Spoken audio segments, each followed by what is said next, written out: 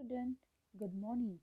In earlier lesson, I have taught you about soils and the factors which is necessary for soil formation. Then we learnt about what is parent rock. So remember that the parent rock in a region is an important factor in soil formation. Region. Which factor is more important? Region. And depending on the hardness of the rock and the climate of the region.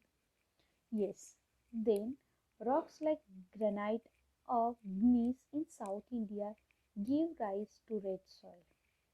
So, which factors are important? First is regional climate, biotic material like humus, time, and next is yes. And then we had an activity which is soil experiment. Okay, so then a topic is why soil is an important component of the living world on the earth is plants. So for plantation we need a soil and vegetation is abundant in the regions that have fertile soils. So through sorry though favorable climate, availability of abundant water and sunlight are necessary for the growth of plant. Which factors are necessary? Favorable climate, availability of and abundant water and sunlight. These factors are necessary for the growth of plant. That we had an activity in earlier lesson, and from that activity what we learned, which factors are important for plant. Yes, climate, favorable climate, availability of abundant water, sunlight. These are necessary factors. Fertile soils favors plant growth. So, what is important factor? Fertile soil. When man realized that sowing of seeds in the soil leads to the growth of plants and yields crops. Okay, yields means to produce crop or food. Okay, so then when after civilization man realized that sowing of seeds in the soil leads to the growth of plants and yields crops. So he started using soil as a resource, and then gradually he realized that the fertile soils along the river beds give higher yields. Yields means crops or food. So what he learned, fertile soils with the river beds give higher yields. No, in history lesson we have learned that in after civilization man were started his agriculture near the river. So hence he settled in the valleys and started living there in groups. And that time he was they were started living in groups. This led to the rise of ancient river valley civilization. And what was first occupation of the ancient time? Yes, agriculture. And because of agriculture he started to living in groups. So this led to rise of ancient river valley civilization. So the name is that civilization is Indus civilization. I hope you must have learnt it in your history lesson, that is Indus civilization. For the growing population, man started producing greater amount of food crops. He realized that crop production and prosperity in agriculture mainly depends on the fertility of soil and the optimum availability of water. So, population is growing. So, man started producing greater amount of food crops. No, day by day, population increased, growing. So, people he realized that crop production should be growing. So, in agriculture mainly. So, much competition among people to discover fertile lands and settle there. And then he was in search of fertile land to settle over there. Later, for getting richer harvest, he made efforts to increase the fertility of soils. In the process, use of different fertilizers became a practice, which led to record agricultural production. So later, for getting richer, now he started earning. For getting riches, for getting money, harvest. For getting richer harvest, he made effort to increase the fertility of soils. So, for better harvesting, he made efforts to increase the fertility of soils. If the soil is more fertile there, then the production will be better. So, in the process, use of different fertilizers became a practice which led to record agricultural productions, and that leads because he started using fertilizers to increase to richer harvest. Food crops, fruits and flowers are produced according to the type of soils. Means every land, each land has different quality. So according to the quality, the productions, okay, produce that land. So that produced according to the types of soils. Food crops like jawar and bajra are produced in the regular soils of Maharashtra plateau, while so like bajra and jawar, where it produced in the regular soil. Just highlight this point. Uh, the jawar and bajra are produced in the regular soil, where it is Maharashtra plateau, while soils in Konkan, Kerala, Tamil Nadu and Karnataka region, which is near a coastal area, coastal line, we can say. So, in that side, coastal line, Konkan, Kerala, Tamil Nadu and Karnataka region produce rice. In Madhya Pradesh, potato is cultivated in regions. So, just highlight this where Jawar and Bajra in Regur, Maharashtra Plateau, Konkan, Kerala, Tamil Nadu, Karnataka region produce rice. Underline this, and Madhya Pradesh potato is cultivated in regions where the soil are well drained, where soils are well drained, where it is in Madhya Pradesh.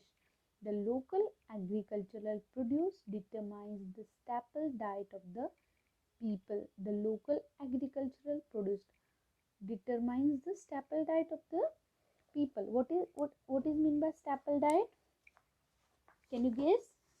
Yes, a food that is eaten routinely. Which food we eaten routinely? Yes, roti. It means wheat, rice. Yes, vegetables, chili and potato, onion, garlic, ginger, radish or cabbage. Yes, grain, vegetables, fruits. These are these foods or fruits which eaten routinely and dominate portion of standard diet, which is a which we can say it is a standard diet for a given people, supplying a large fraction of energy. Means you which food gives us energy. That food we can say staple diet, which is a basic or main source of our energy, which is our routine diet, that is called staple diet. The region where soils are not arable. Arable means in farming connected with growing crops for sale. where it is growing crops for sale, not keeping animals. Arable need to fulfill their food requirements through import. For example, countries like Saudi Arabia, Qatar, Oman, etc. fulfill their requirements by importing food from China, India, and the USA. So, these countries can't produce a food or grain and fruits. Which countries? Saudi Arabia, Qatar, Oman, etc. But how they fulfill their requirements? By importing food from where they are importing their food? From China, India, and USA. Okay. The regions where soils are fertile can be self-reliant. Self-reliant means not depending on help from anyone. Okay. The region means they don't need to take help from other country or other regions. So the regions where soils are fertile means soils are good, they can produce a grain or food in a better manner, so they don't take help from other regions. So can be self-reliant as far as the food production is concerned. Hence, human settlements get concentrated in such areas. Agro-based industries flourish in these areas at a later date, because in simple manner what we can say, they are the soils, the regions have a good kind of soil which we can say fertile soil. They are this region called as self-reliant, because they are not depend for a grain or for a food on a particular region. So because of that, agro-based industries flourished in these areas, because raw material, that industry can get raw material easily. For example, sugar factories developed in the sugarcane producing areas. Means you can see sugar factories only found in that area where they can easily get sugarcane, means where sugarcane produced. Okay, fruit fruit processing industries develop in the area of fruit productions, means which is depend on food. Okay, mango pulp, jams, and many more things which you can preserve or made by using fruits. So that industry you will see in that area only. These regions later show the sign of development, and this is the main cause of that particular region's development. So here, which is light gray area called coarse soil. It is in it, you can see light gray, which is known as coarse soil. Okay, here you can see index is given, and dark gray, which is referred as black soil, we can say it's a regular and okay, and mostly area captured by black soil. Then red, mostly in a coastal area, we can see laterite soil, and pink, which is near Palghar and Thane, near coastal area, which that soil we can say alluvial soil, and brown color, which is near Konkan and here east side of Maharashtra, yellow brown, which we found in a hilly regions. Okay, so this is the distribution of soils, major types and distribution of soil of Maharashtra.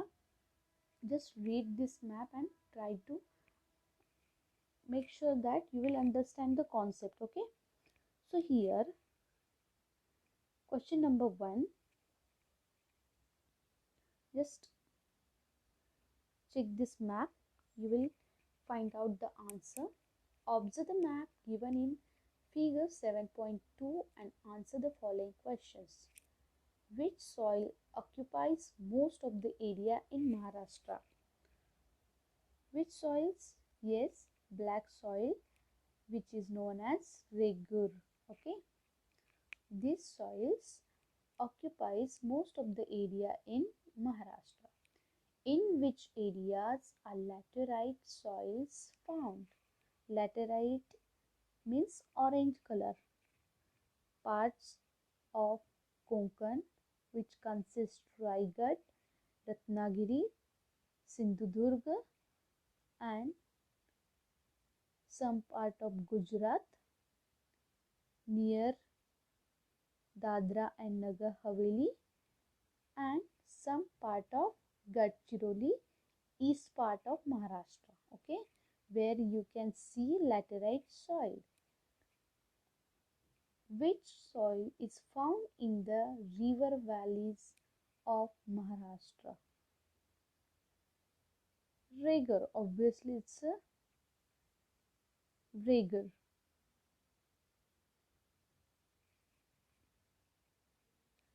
Which soils is found in parts of Sahyadri ranges?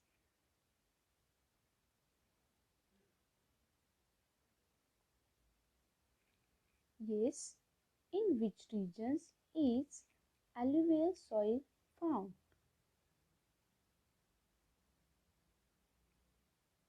Alluvial soil found Mumbai suburban district, Mumbai city district, means some parts of Mumbai, of Palghar, and some parts of Thane, where you can found alluvial oil.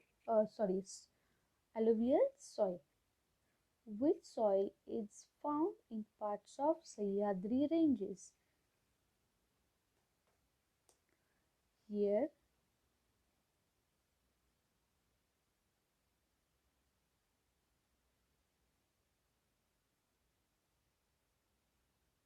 for you, there is no diagram has shown. I will show you in next period, in next video, where is a Sahyadri ranges. It is a over here. Okay, this part consists, but in this area in Sahyadri plateau, basically Regur mruda, Regur soils found.